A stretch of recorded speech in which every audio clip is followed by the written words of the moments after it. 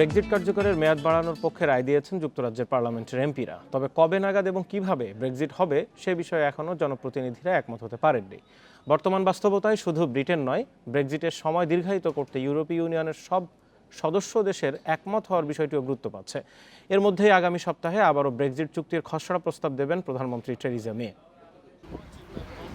House of পার্লামেন্টের সামনে Brexit বিরোধী আর ব্রেক্সিটের পক্ষের সমর্থকরা প্লেকার্ড, ফেস্টুন, ব্যানার আর পতাকা নিয়ে অধীর আগ্রহে অপেক্ষায় থাকে।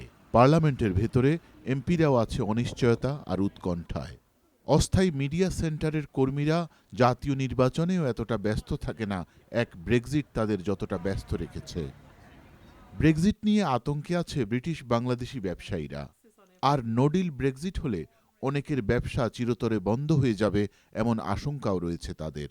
এই সংকটের দীর্ঘসূত্রতার কারণে এরই মধ্যে ব্যবসায়িক স্থবিরতা মোকাবেলা করছেন তারা।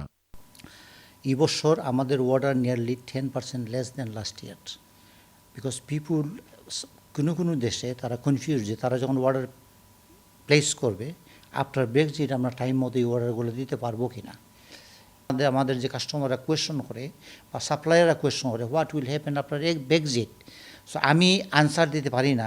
রেস্টুরেন্ট সেক্টর আছে, রিটেল সেক্টর আছে, প্রপার্টি ডেভেলপমেন্ট, ইনভেস্টমেন্ট, এই সমস্ত তো আছে। এখন আমাদের ডাইভার্সিফাই হয়েছে অনেকটা।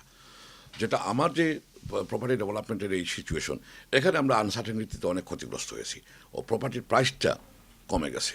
ইম্পোর্ট যেগুলো ইউরোপের বাইরে থেকে হয়, যেমন বাংলাদেশ সহ, পাউন্ডের কারণে আমাদেরকে বেশি টাকা দিয়ে এখন কিনতে হয়েছে। ব্রেক্সিট যেহেতু অনিবার্য, সেক্ষেত্রে ইউরোপিয়ান ইউনিয়নের সাথে একটি চুক্তির মাধ্যমে এটি সম্পন্ন হোক এ প্রত্যাশা ব্রিটেনের অধিকাংশ মানুষের। আইন প্রণেতারা ইউকের বৃহত্তর স্বার্থে সেই প্রচেষ্টাই চালিয়ে যাচ্ছেন।